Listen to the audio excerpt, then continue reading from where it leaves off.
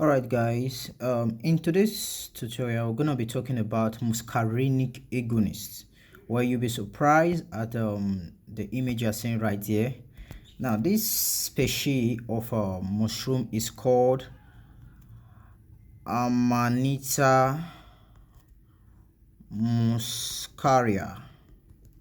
It's called Amanita muscaria. It's a species is a type of species of mushroom that was actually used in the study of or we can say it was used for the investigation of muscarinic agonist. Now muscarine, from the word muscarine, is an alkaloid. Okay, it's an alkaloid that was extracted from this mushroom. Now the alkaloid was actually used on several receptors, and with the research continually it was discovered that it actually had effect on some kind of physiological receptors in the human body, which are known as muscarinic receptors. All right, now based on the effect of this alkaloid on pregangliotic effector site, we saw that it produced responses. So when muscarine was added on postgangliotic effector sites, it produced responses. But on addition to the pregangliotic neurons, there was no response.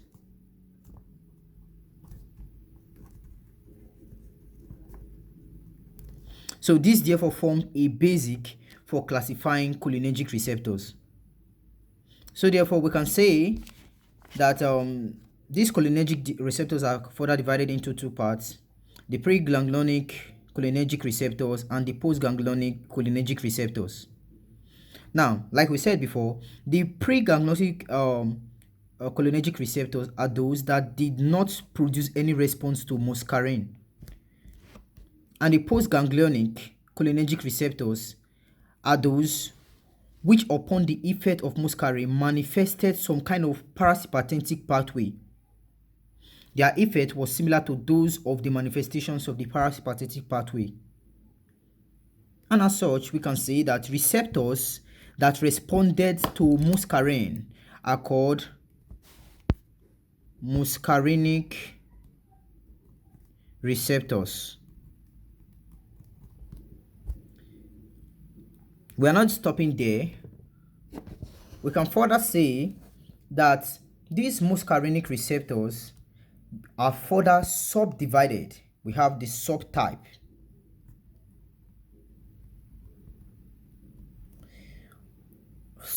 of muscarinic receptors. They are further divided into M1, M2, M3, M4, and M5 muscarinic subtype receptors. And all of these were characterized as a result of the effect of two main types of muscarinic agonists. And those muscarinic agonists are benticol. Well, I may not pronounce it the same way as you would, so just mind my pronunciation. Benticol and MCN-A343. MCN-A343. So these two agonists, muscarinic agonists, actually were used for the characterization of the muscarinic receptor subtypes, that is the sub 1, sub 2, sub 3, sub 4 muscarinic receptors.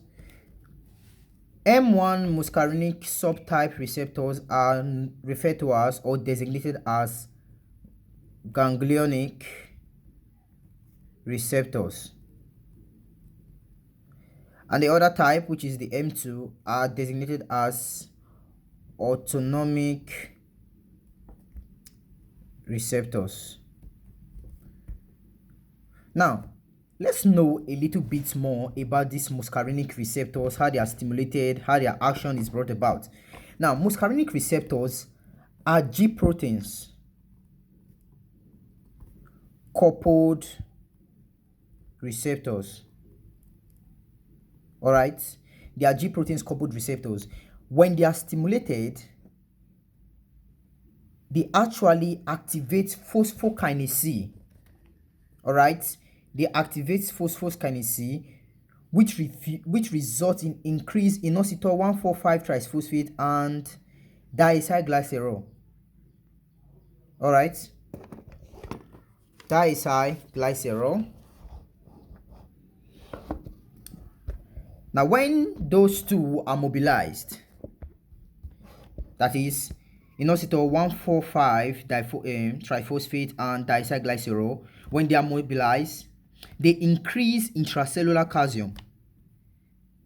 Now, the intracellular calcium that is being increased mediates response that lead to the activation of these three subtype of muscarinic receptors, which are the M1, the M3, and the M5 muscarinic receptors. Or upon inhibition of these muscarinic receptors, they actually inhibit, when they are induced or when they are inhibited, they inhibit adenine cyclase. And when adenine cyclase is inhibited, it will cause a reduce or a decrease in cyclic AMP. A reduction in cyclic AMP leads to the activation of potassium ion channels, which therefore produce the following subtype of muscarinic receptors, which are the M2 and the M4 muscarinic receptors. So, what are you taking away from here? You are taking away that the M1, the M3, and the M5 muscarinic receptors are calcium channel stimulated, and the M2 and M4 muscarinic receptors are potassium channel stimulated.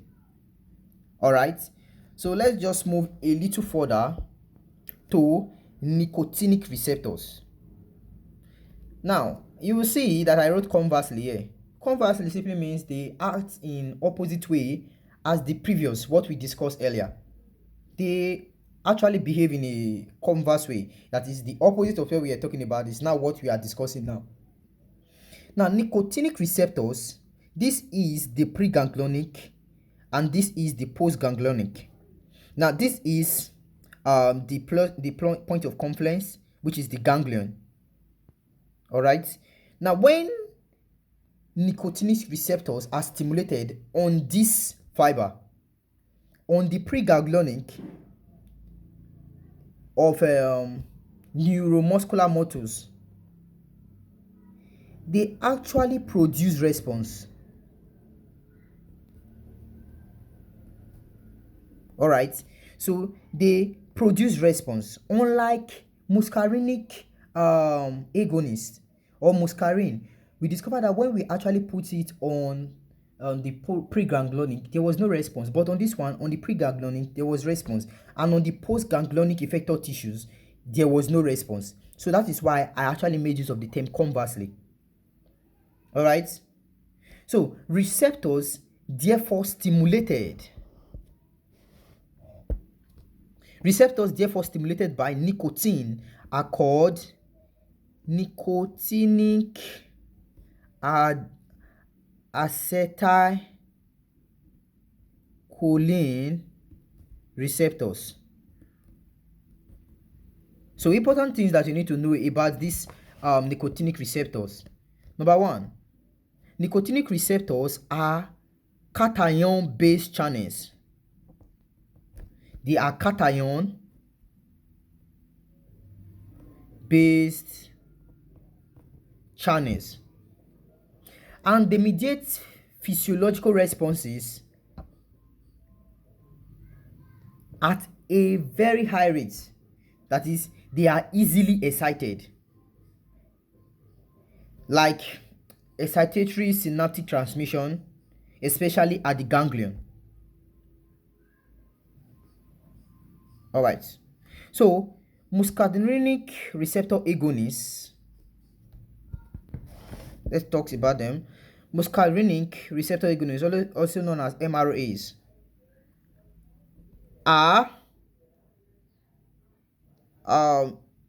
agonists which produces the same effect as though when there is the stimulation of parasympathetic pathways, particularly on the ganglia or neuromuscular motor end plates. All right, I just hope you get this explanation very well. Now, I said they produce the same effect as though the stimulation of the parasympathetic pathway, particularly on the ganglion. Okay, remember the previous image I drew, particularly at the ganglion or the pre-ganglionic. So the pre-ganglionic can mean the neuromuscular motor end plate. Now this is the motor neuron, this is the end plate. So they produce response within this area. All right, they produce response within this area. Okay, let's move forward. However, there are two categories of the acetylcholine, or there are two categories of this nicotinic, there are two categories of the muscarinic agonist receptors. All right, there are two categories.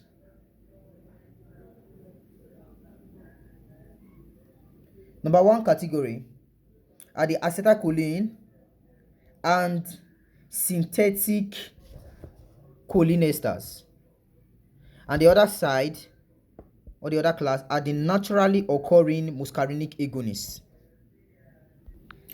So like I said before, they are divided into two parts: the acetylcholine and other synthetic cholinesters. Now examples of this type is acetylcholine. So you can actually use these mnemonics to remember it. Buy me car, okay? It's just a 4 mnemonic. We have the acetylcholine and other synthetic cholinesters. Okay, now this is pentacol. I told you, mind the way I pronounce it, I'm very sorry. B is beta choline, and this is carbachol. All right, carbachol, betincola, betincoal, methacholine, and carbachol. Now, and for the naturally occurring muscarinic agonists, we have muscarine, pilocarpine, and the